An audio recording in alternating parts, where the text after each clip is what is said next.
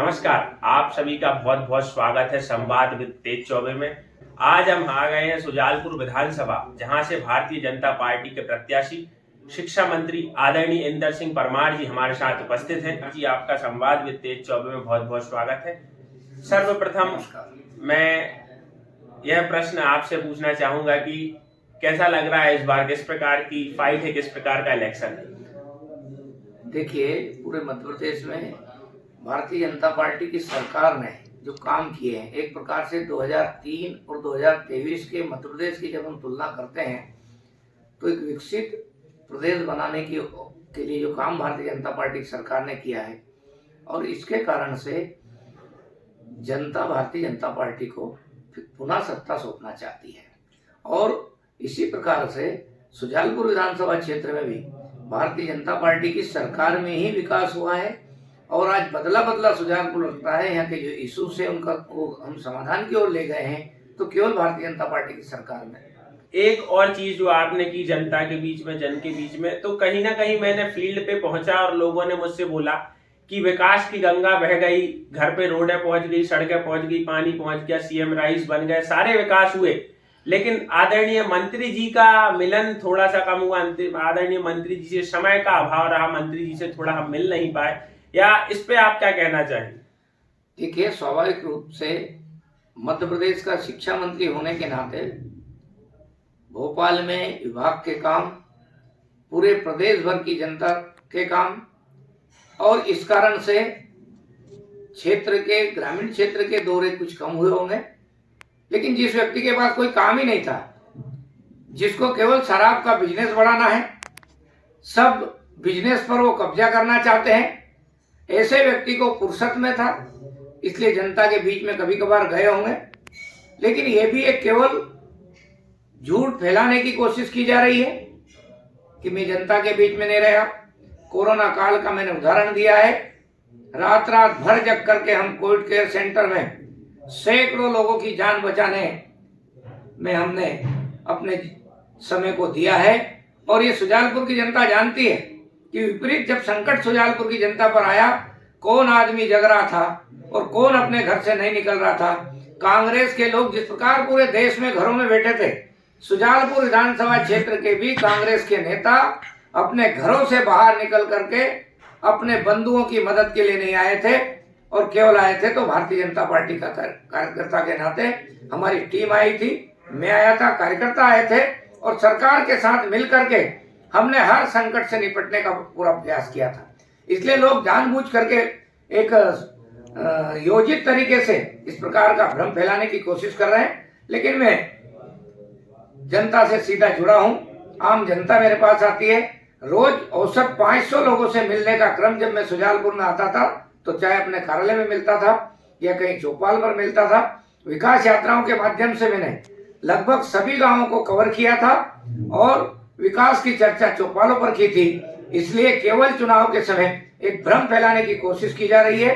मैं सुजालपुर की जनता से आपके माध्यम से यही कहना चाहूंगा कि ऐसे लोग फिर ठगने के लिए, फिर लूटने के लिए आए हैं। जो 2018 में भ्रम फैलाया था, इसी प्रकार का फिर से भ्रम फैलाने की कोशिश कर रहे हैं। लेकिन मैं जिन गांवों में जा रहा हूं, जनता का अपार स्नेह और विश्वास मेरे प्रति व्यक्त किया जा रहा है, और जो जन समर्थन है वो देखने लायक है।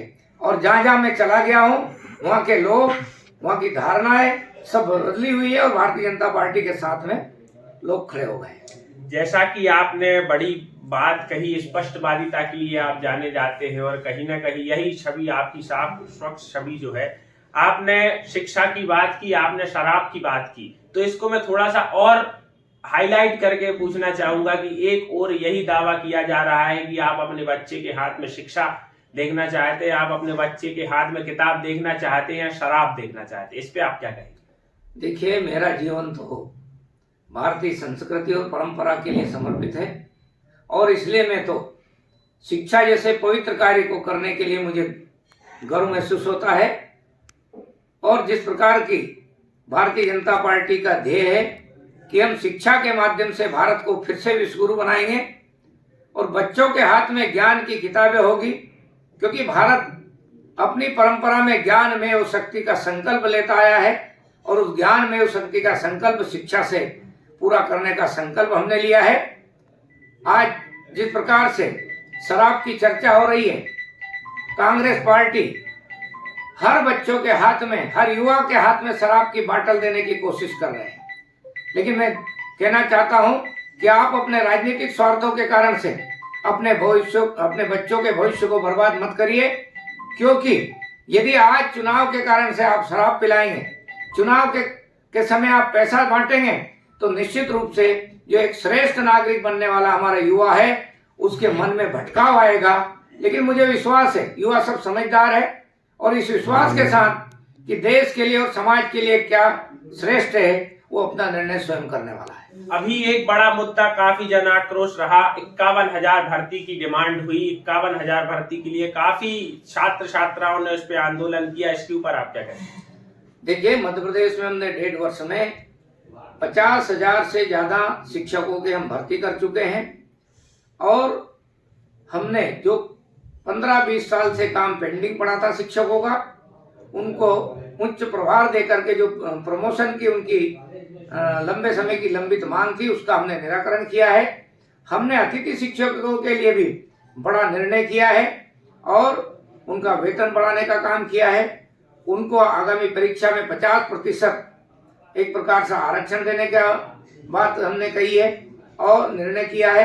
और एक बड़ा और काम की, जैसा हमने पहले गुरुजियों की भर्ती की थी, एक उनकी विशेष परीक्षा आयोजित करके, विभागीय परीक्षा आयोजित करके, और जो अतिथि शिक्षक उसमें पास हो जाएंगे उन सबको हम स्थायी शिक्षक बनाने का काम भी करने वाले हैं। नीतिगत रूप से निर्णय हो चुका है, उसकी कमेटी बन चुकी है। इसलिए हमने शिक्षा के क्षेत्र में जो बड़े बदलाव किए हैं। लेकिन एक बात और मैं बता देना चाहता हूं कि कांग्रेस की सरकार ने 5वीं और 8वीं बोर्ड की परीक्षाएं बंद कर दी गई थी। फिर से हमने मध्य प्रदेश में 5वीं और 8वीं की बोर्ड की परीक्षाएं प्रारंभ की है और जिसका जनता में बहुत सकारात्मक प्रभाव पड़ रहा है। इसके साथ ही हमने सरकारी स्कूलों को तो उसमें जोड़ा ही है, प्राइवेट स्कूलों को भी जोड़ा है, यहां तक कि हमने मदरसों को भी मुख्य धारा में लाने के लिए उनको भी 5वीं और 8वीं की परीक्षा अनिवार्य रूप से संपन्न करने के लिए हमने किया है। और उसका परिणाम ये आ रहा है कि आज मदरसे में पढ़ने वाले बच्चों को भी लगता है कि हमारे बच्चों का भविष्य बहुत अच्छा बनने वाला है, उनके अभिभावक भी आज संतुष्ट है। एक बहुत बड़ा बदलाव का कारक होने वाला है। कुछ समय पहले जैसा कि हमने देखा था, मदरसे के ऊपर भी आपका काफी विचर्चित बयान आया था कि कुछ मदरसे हैं वो रजिस्टर्ड नहीं है, इसके बारे में आप क्या कहेंगे? देखिए, मदरसों की संख्या लगभग 3,000 होती थी, परंतु रजिस्टर्ड जो मदरसे हैं वो 1700 के लगभग आते थे। आज जब हमने परीक्षा आयोजित की है तब 1,000 मदरसे ही 5वीं और 8वीं की परीक्षा में मिलाकर बैठे हैं। इसका मतलब बहुत बड़ी संख्या में जो बगैर पंजीयन के मदरसे संचालित थे हम, और उसके कारण से आज हमारे पास कोई हिसाब नहीं था सरकार के पास में कि भाई कितने बच्चे स्कूलों तक पहुंचते हैं। और इसलिए हमने अब मदरसों का भी पंजीयन अनिवार्य कराया है, मान्यता उनके लिए अनिवार्य की है, ताकि सरकार के पास जो निरक्षर बच्चों की संख्या का आंकड़ा बढ़ा चढ़ाकर आता है वो ठीक किया जा सके और मुस्लिम समाज के बच्चों को भी समाज की मुख्य धारा में लाया जा सके। एक और प्रश्न जो काफी युवाओं ने, मैंने जैसे ही बताया कि मैं सुजालपुर में हूँ, सोशल मीडिया के माध्यम से लोगों ने मुझसे पूछा कि एसआई की वैकेंसी के ऊपर जरूर चर्चा कीजिएगा। एसआई की वैकेंसी के ऊपर आप क्या कहेंगे? देखिए, पुलिस विभाग में हमने लगातार भर्ती की है, पिछले समय में भर्ती हुई है और आगे भी भर्ती का क्रम जारी रहेगा। भारतीय जनता पार्टी की सरकार ने इन पिछले 1.5 साल में हम 1 लाख से अधिक भर्ती कर चुके हैं। रिक्त पदों पर हम लोगों को नियुक्ति दे चुके हैं। अभी और वो क्रम चालू है, जैसे शिक्षा विभाग में ही हम लगातार भर्ती के क्रम चालू रखेंगे, हर साल भर्ती करेंगे, ये नीतिगत निर्णय हम कर चुके हैं।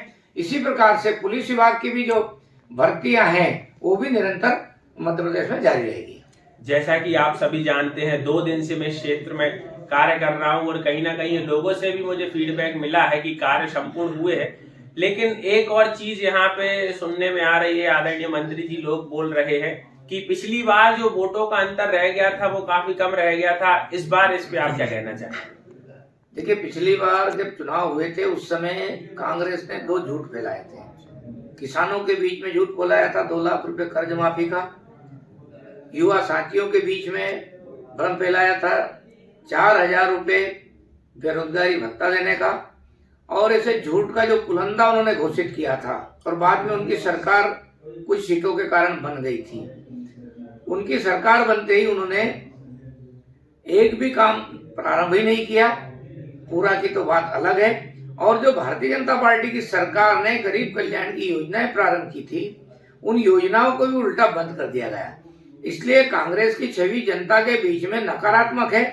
कोई न किसान कांग्रेस को चाहते हैं, न गरीब कांग्रेस को चाहते हैं, न व्यापारी चाहते हैं, न विकास के मुद्दे को लोग जो काम सोचते हैं वो भी कांग्रेस को नहीं चाहते। कांग्रेस ने विकास कभी नहीं किया है। इसलिए 2003 के पहले के मध्य प्रदेश की, और उसमें भी सुजालपुर विधानसभा क्षेत्र की ऐसी व्यापक चर्चा हो रही है। पिछले बार का जो अंतर कम है जो सबको लगता है, उसमें 2-3 बिंदु महत्वपूर्ण थे कांग्रेस के झूठ का पुलिंदा। लेकिन इस बार जनता समझ चुकी है, और जनता ये भी जानती है कि शराब से और पैसों से चुनाव नहीं जीता जा सकता है। जो अपने जीवन को दांव पे लगा करके कोरोना जैसी महामारी में जनता के बीच में रहे और जनता की सेवा के संकल्प को पूरा करने का काम कर सके। जनता ये भी जानती है कि जिसने ईमानदारी के साथ में, प्रतिबद्धता के साथ में अपने क्षेत्र के लिए सरकार से जो योजनाएं लाए हैं वो सबके सामने दिख रही है। लेकिन इसके साथ ये भी जानते हैं कि शिक्षा मंत्री होने के नाते पूरे देश में राष्ट्रीय शिक्षा नीति पर काम चल रहा था, और राष्ट्रीय शिक्षा नीति का जो काम चल रहा था उसके कारण से, समय अभाव के कारण से थोड़ा जनता में जो गैप कहने की बात आ रही है वो इसी से आ रही है, क्योंकि उन्हें मालूम शायद नहीं है सब लोगों को कि राष्ट्रीय शिक्षा नीति पर जो काम मध्य प्रदेश ने किया है वो देश के अभी कई राज्य शुरू भी नहीं कर पाए। और आने वाले समय में जब मध्य प्रदेश की चर्चा पूरे देश में होगी तो नंबर 1 प्रदेश शिक्षा के क्षेत्र में माना जाएगा। हम 17वें नंबर पर थे, हम आज 5वें नंबर पर है। और सीएम राइज योजना के विद्यालय दोहरी शिक्षा, महंगी शिक्षा का जो युग था उसको समाप्त करने जा रहे हैं। गरीब माँ बाप के जो स्वप्न है कि अपना बेटा बेटी अच्छे स्कूल में पढ़ सकता है, तो हम गरीब की भावनाओं को ध्यान में रखते हुए सीएम राइज योजना के विद्यालयों में जिस प्रकार से हमने काम तेज गति के साथ प्रारंभ किया है, और सुजालपुर की जनता को तो मैं कहना चाहता हूं कि बोर्ड के सामर्थ्य से मुझे जो उन्होंने विश्वास दिया था, आशीर्वाद दिया था, उसके कारण से मध्य प्रदेश का पहला सीएम राइज विद्यालय गोलाना में बनकर तैयार हुआ है। और 3 स्थानों पर और सुजालपुर विधानसभा क्षेत्र में ही ऐसे स्कूलों पर काम चल रहा है। 1-1.5 साल के बाद में पूरा सुजालपुर विधानसभा क्षेत्र में शिक्षा की, जिसको हम क्रांति कहते हैं, और गरीबों के जो भविष्य है उसको संवारने का काम शिक्षा के माध्यम से होगा। ये बहुत बड़ा बदलाव का कारण बनने वाला है। शिक्षा के क्षेत्र में अभी तक कांग्रेस के नेता जो मुख्यमंत्री होते थे, लेकिन उन्होंने कभी यही विचार नहीं किया कि भारत के बच्चों को, मध्य प्रदेश के बच्चों को इतिहास की पुस्तकों में क्या पढ़ाया जाना चाहिए। हम पढ़ते आए मुगलों के शासन तंत्र को, हम पढ़ते आए अकबर महान को।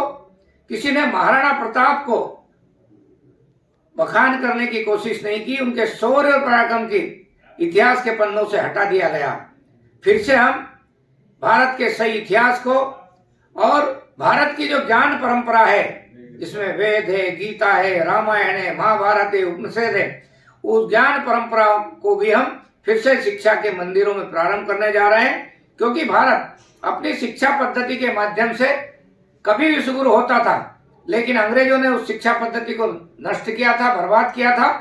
और कांग्रेस की सरकार ने 75 साल तक उसी मेघालय की शिक्षा पद्धति का बोझ भारत की जनता पर लादा। उसका बहुत व्यापक प्रभाव यह हुआ कि भारत के लोग गुलामी की मानसिकता से आज भी मुक्त नहीं हुए। एक बात और मैं कह देना चाहता हूं कि आज भी कांग्रेस वही अंग्रेजों की पद्धति के आधार पर अपने दल को आगे बढ़ाना चाहती है। कांग्रेस के लोगों को भारत शब्द पर आपत्ति है, कांग्रेस के लोगों को सनातन पर आपत्ति है, उनके सहयोगी संगठन सनातन को समाप्त करने का बयान जारी करते हैं। ये कितना दुर्भाग्य है कि जिस देश की पहचान ही सनातन से है, जहाँ सनातन राष्ट्र जिस देश को बोला जाता है, वहाँ सनातन पर हमला करने का काम कांग्रेस के सहयोगी दल करते हैं और कांग्रेस उसका खंडन भी नहीं कर रही है, बल्कि वो अभिव्यक्ति की स्वतंत्रता के नाम पर इस देश की परंपरा, इस देश की संस्कृति और यहाँ के बहुसंख्यक समाज को गाली बकने वालों के साथ में खड़ी हो जाती है। इसलिए मैं कहता हूं कि सुजालपुर विधानसभा क्षेत्र का मतदाता बहुत समझदार मतदाता है। पिछली बार भी शराब के ठेके पूरे खोल दिए गए थे, क्योंकि शराब माफिया के पास में पर्याप्त पैसा है, इसलिए पैसों से भी खरीदने की कोशिश की गई थी। लेकिन पिछली बार क्षेत्र की जनता ने उस शराब माफिया को जवाब दे दिया और जनता ने मेरे पर विश्वास व्यक्त किया था। मुझे पूरा विश्वास है कि इस बार फिर जो उनके संकट के समय साथ में खड़ा रहने वाला, विकास के लिए और शिक्षा के क्षेत्र में जो बदलाव के कदम उठाए हैं, उसके कारण सुजालपुर विधानसभा क्षेत्र के मतदाता का, आशीर्वाद दाताओं को गौरव का क्षण प्राप्त होने वाला है। ऐसा परिवर्तन हम शिक्षा के माध्यम से करने जा रहे हैं, जो पीढ़ियों तक याद रखने लायक होने वाला है। आदरणीय ने एक ही प्रश्न में बहुत सारी चीजें स्पष्ट की, जो आपने चर्चा की कि जनता के बारे में, और आपने चर्चा की शिक्षा पद्धति के बारे में, शिक्षा नीति में सुधार के बारे में। यह तो हम सभी जानते हैं कि वर्तमान में शिक्षा नीति में जो बदलाव हुए वो अभूतपूर्व रहे और आपके कार्यकाल में हुए। तो जो नया सिलेबस ऐड किया गया, ये सारी बातें जो अभी हुई।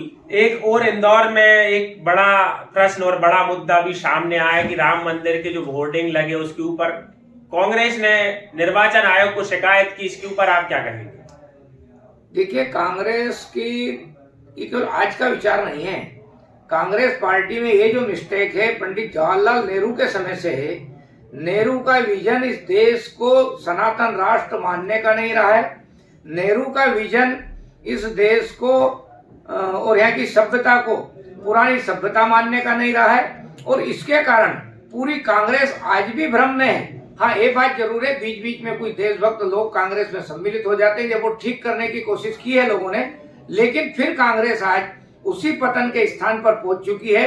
इसलिए हमने देखा है कि आज राहुल गांधी पोलाई कला की सभा में आते हैं, एक सनातनी परंपरा के पंडित जब उनको तिलक लगाने के लिए जाते हैं तो उन्होंने मना कर देते हैं। ऐसे कई आचरण कांग्रेस पार्टी कर रही है। कांग्रेस पार्टी को तो भारत माता की जय बोलने में भी आपत्ति है। राहुल गांधी ने पोलाई कला की सभा में भारत माता की जयकारा नहीं किया है।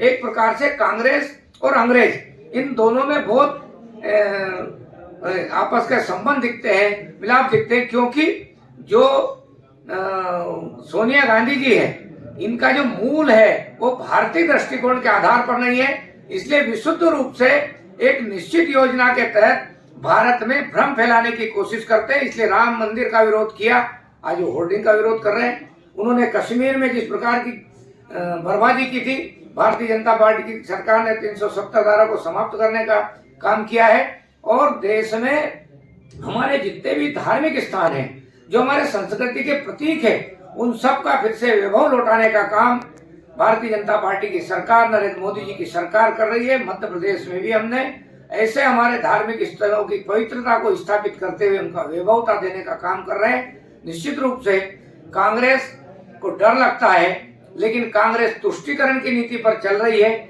और तुष्टीकरण के कारण ही वो राम मंदिर के होर्डिंग्स पर विवाद खड़ा करना चाहती है, राम के नाम पर विवाद खड़ा करना चाहती है। ये उनका तुष्टीकरण का दृष्टिकोण है। मुझे विश्वास है कि तुष्टीकरण की नीति के कारण कांग्रेस रसातल में गई है, और इस चुनाव में भी कांग्रेस बुरी तरह से पराजित होगी। और उनके जितने ही कंडे हैं और जितने अराष्ट्रीय तत्वों से जो गठजोड़ करने का उनका जो काम लगातार चल रहा है, वो भी जनता के सामने है। जनता उनको जवाब देने वाली। एक प्रश्न मैं आपसे पूछना चाहता हूं कि इस बार विपक्षी को कितनी मतों से आप शिकस्त देने वाले हैं, मात देने वाले हैं, और आपकी झोली में सुजालपुर विधानसभा क्षेत्र का आशीर्वाद है, वो कितनी लीड से आप जीतने वाले हैं? जनता का जो समर्थन और आशीर्वाद मुझे मिल रहा है, मुझे लगता है कि हम 15,000 वोटों से जीतेंगे। और जनता एक जवाब देना चाहती है कि कांग्रेस पार्टी जो प्रयोग करती है पैसे वालों का और शराब माफियाओं को, उनको सबक सिखाने के मूड में सुजालपुर विधानसभा क्षेत्र की जनता है। आप सभी का बहुत बहुत धन्यवाद। अंतिम प्रश्न, संवाद विद तेज चौबे से बात कर आपको कैसा लगा और हमारे लिए क्या मार्गदर्शन है, क्योंकि आप स्वयं शिक्षा मंत्री हैं। आपके साथ संवाद करके अच्छा अनुभव हुआ है। आप जनता के मन के प्रश्नों को लाए हैं और मैंने उनका जो समाधान किया वो भी बताया है, और आगे हम क्या करेंगे वो भी हमने बताया है।